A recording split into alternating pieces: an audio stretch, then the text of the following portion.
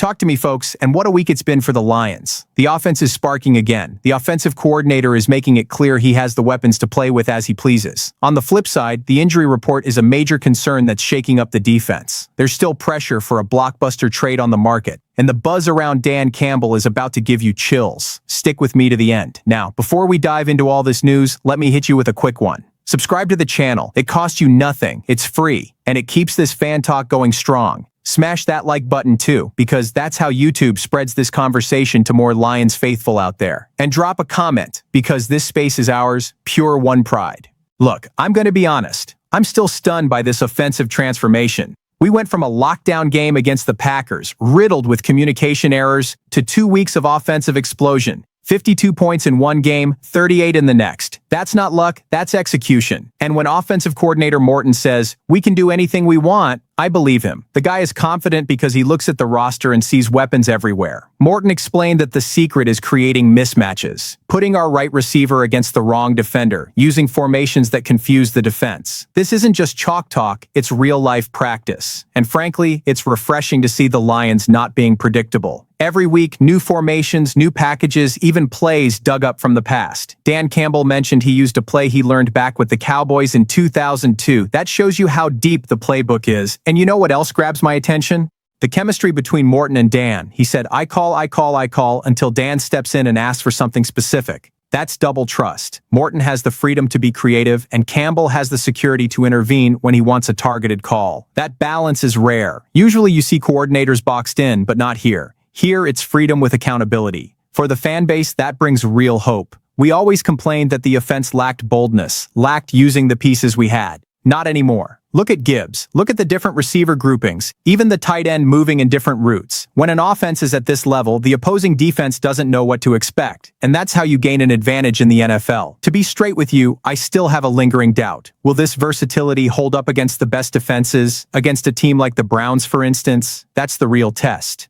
But if we keep executing cleanly, without communication breakdowns, this offense can be unstoppable. And then, my friend, hold on to your seats because Ford Field is going to be rocking in Honolulu Blue. Fans, comment below. Do you also feel like this offense finally has an identity? Only here do you get this unfiltered Lions fan take. I'll say this, if the defense holds down the basics, this offense can carry us a long way. But hold up, because there's more news coming, and the next bit hits right at the heart of our defense. And here comes that cold water reality check, the injury report before the Browns game. I'm telling you, it hurts to read Zach Cunningham's name listed as out. The veteran had been that guy who brings stability, experience, quiet leadership, and suddenly a practice injury, a pulled hamstring, and he's done. That stings, especially since he was helping so much on defense and on special teams. It doesn't stop there. Sione Vaki out, Daniel Thomas out too. That's the secondary losing depth and the defensive backfield getting more exposed. And it's not just that.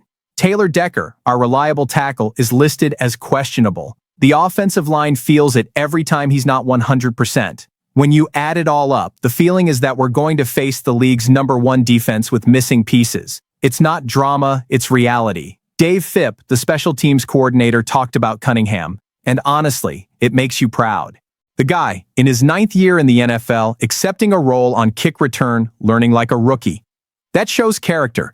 That shows the type of veteran this roster needs.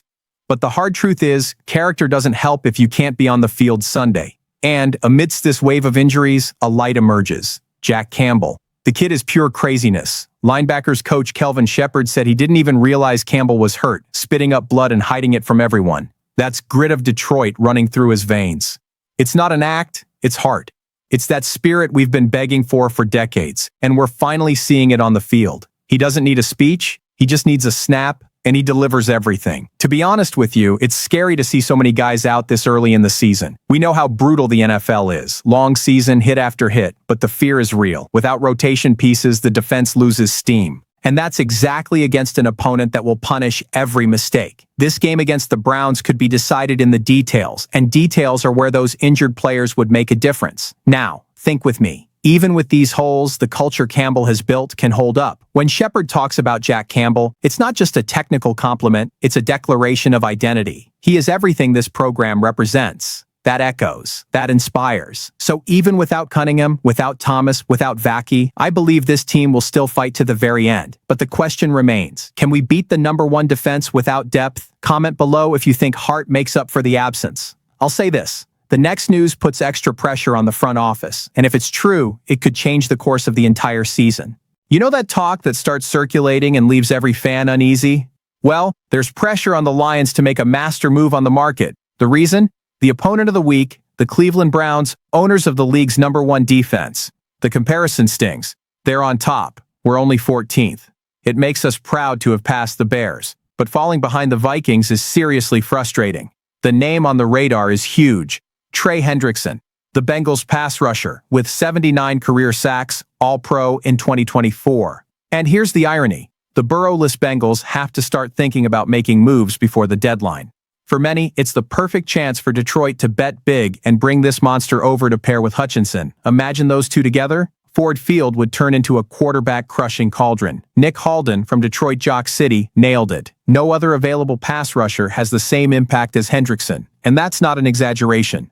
The guy is a motor that doesn't quit, a style that perfectly fits Dan Campbell. The Bengals' defense is in chaos, but it's not his fault. And precisely because of that, seeing his level on a contender would be surreal. It's the kind of move that shakes up the entire NFL. Now hold on a second, it's not all sunshine and roses. GM Holmes already has a ticking time bomb on his hands. Hutchinson's extension. It's going to be expensive, it's going to eat up cap space. And that brings up the dilemma. Can you keep Hutchinson and pay for Hendrickson? And there's the other detail. Draft capital. Nobody wants to blow up the future for an uncertain present. The dilemma is real. To be honest with you, part of me wants this trade now. Seeing the defense gain that extra terror would be insane. But the other part remembers that Detroit's DNA has been solid construction, step by step, no desperation. Throwing everything away could break the chemistry that was so hard to build. Tough call, right? Meanwhile, Campbell went on 97.1 The Ticket Radio and heavily praised the Browns' defense. The best we've faced so far, he said. And he's not kidding. Just look at what they did to Green Bay. So whether Hendrickson comes or not, this Sunday's mission is one of the toughest tests out there. It's a trial by fire to see how much this roster can handle. Comment below, would you risk draft picks and the future for Hendrickson right now? Only here do you get this raw, heart-on-my-sleeve fan take. But hold on, because the next news isn't about the field or the market. It's about culture, about the soul. And believe me, it's the most powerful of all. I'll tell it to you straight. Dan Campbell is the heart of this team.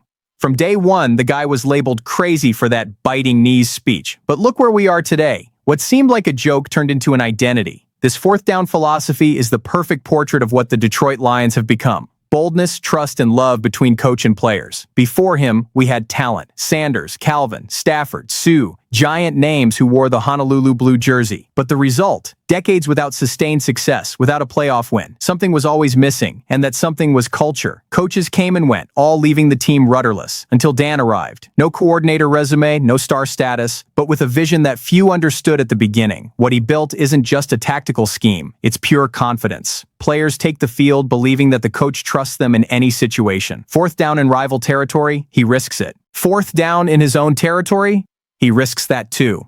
And it's not irresponsibility, it's a message. I trust you guys.